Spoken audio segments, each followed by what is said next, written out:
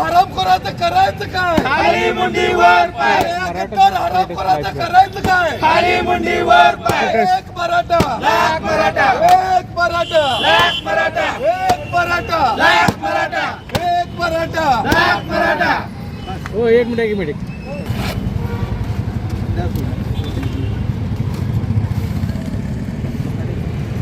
एक मराठा, लाख मराठा. छत्रपती शिवाजी महाराज की जय. जय भवानी. जय शिवाजी. धर्मवीर छत्रपती संभाजी महाराज की जय. जय जय जय जय जय भवानी. जय जय जय जय जय जय भवानी. जय शिवाजी. हर हर महादेव. जय भवानी. जय शिवाजी. जय भवानी. जय शिवाजी. मराठा चला के आगे बढ़ो, हम तुम्हारे साथ हैं. मराठा चला के आगे बढ़ो, हम तुम्हारे साथ हैं. आज मराठा समाजासाठी काय दिवस आहे. महाराजांच्या काळात सुद्धा आमच्यातलेच फितूर होते आणि आज सोलापूरच्या राजकारणात मराठा समाजातला माऊली पवारच फितूर निघाला आणि समाजाचा तो सुराजी पिसाळ झाला. अहो सोलापूरची महापालिका निवडणूक झाल्यानंतर आम्ही सातत्याने तिथं मागणी करत होतो की मराठा समाजाचा महापौर करा. 32 वर्षात मराठा समाज तिथं संधी दिली नाही. पद्मशाली समाज, मुस्लिम समाज, लिंगायत समाज, ब्राह्मण समाज, धनगर समाज सर्व समाजाला तिथं संधी दिली. यंदा सर्वसाधारणसाठी जागा आहे, तुम्ही तिथं मराठा महापौर करा. आम्ही सातत्याने तिथं मागणी करत होतो. या जिल्ह्याचे पालकमंत्री जयकुमार गोरे, आमदार देवेंद्र कोटे, शहराध्यक्ष रोहिणी तडोलकर यांनी आमची मागणी मान्य केली नाही. त्यामुळे आम्ही त्यांच्या विरोधात गेल्या 45 दिवसापासून आम्ही सातत्याने तिथं आंदोलन करत आहे. काल माऊली पवार यांनी ज्या पालकमंत्री जयकुमार गोरे यांनी मराठा समाज नुकसान केलं आहे त्या गोरेच्या हातनं त्याने आज मराठा नगरसेवकांचा तिथं सत्कार ठेवलेला आहे.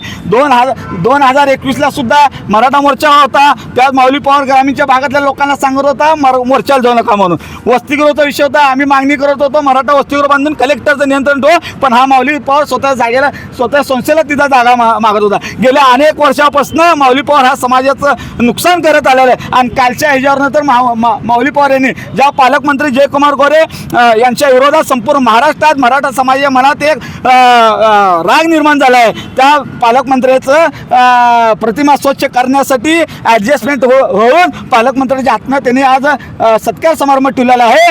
आज जे फडकुलेला ते सभा होणार आहे, ती सभा आम्ही मराठा समाज उधळून लावणार आहे. पालकमंत्र्याला काय झेंडे दाखवणार आहे, माऊली पवारला आम्ही काळं फासणार आहे.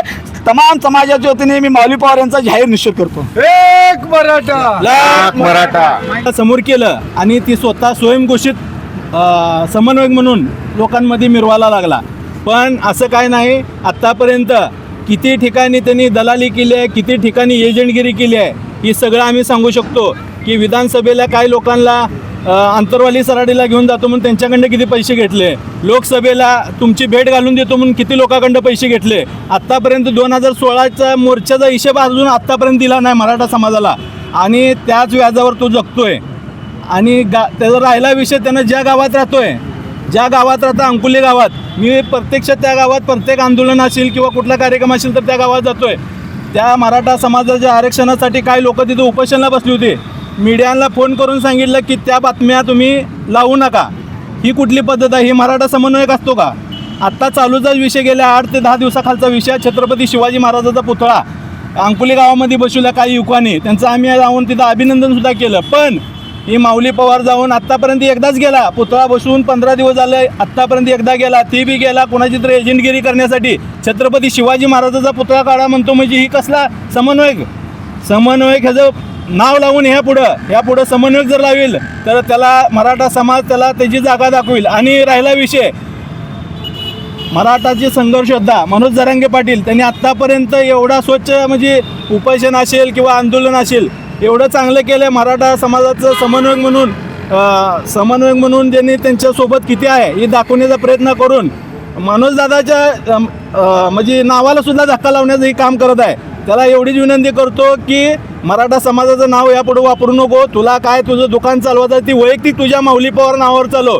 मराठा समाजाचं नाव घेऊन जर चालवशील तर तुला सांगतो आता मनोज जरांगे पाटलाला सुद्धा आम्ही जाऊन भेटणार आहे. कारण त्यांच्या नावाला आत्तापर्यंत लावलेला ह्याने कलंक आहे. प्रत्येक गोष्टीला मनोजदादा जरांगे पाटील आले की काही ठराविक लोकांनाच बोलवायचं, मी त्यांच्यासोबत आहे असं सांगायचं, पण ती चालू देणार नाही. मनोज जरांगे पाटलाच्या नावाला कुठलाही डाग लागता कामा नाही. ह्यासाठी माऊली पवार तू मनोज जरांगे पाटलाचा आणि मराठा समाजाचं यापुढं नाव वापरू नको एवढं तुला विनंती करतो. आता चालूला तर तुम्हाला विनंती करतोय, पण यापुढं तुम्हाला मराठा समाज तुमची जागा दाखवल्याशिवाय थांबणार नाही. यांच्या नावाखाली भडवेगिरी, दलालगिरी व कॉन्ट्रॅक्टगिरी करणाऱ्या व मराठा समाजाला फितूर झालेल्या स्वयंघोषित अध्यक्ष माऊली पवाराचा मी सर्वप्रथम या ठिकाणी निषेध करतो.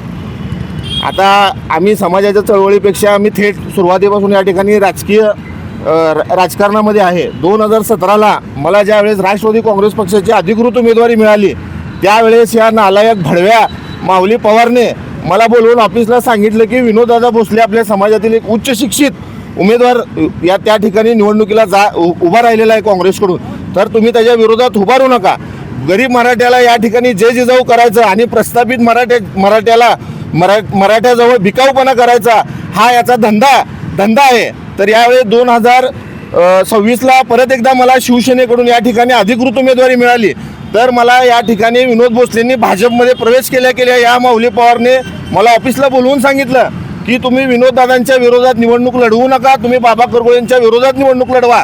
मी तुम्हाला सगळी मदत या ठिकाणी समाजाला जाहीर आवाहन करतो. तशी माझ्याकडे रेकॉर्डिंगसुद्धा आहे त्याची, परंतु त्याने मला टाळाटाळ केली आणि मला 10 तारखेला सांगितलं की मी फक्त इंद्रधनुपुरता मर्यादित आहे, तिथल्या 200-250 लोकांना मी सांगू शकतो.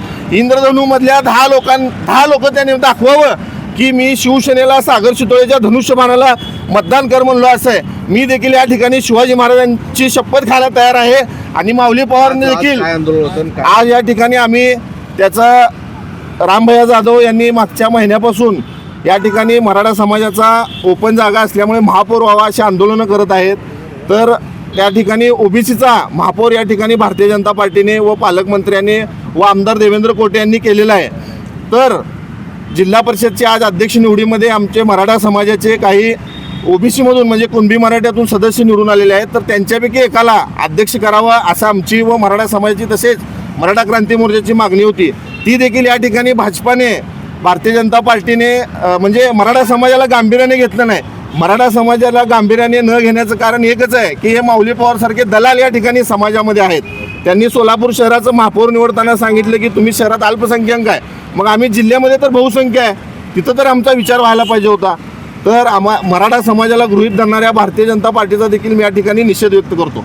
दर्शन मराठी चॅनलला सबस्क्राईब करा, बेल बटनला क्लिक करा व लाईक करायला विसरू नका.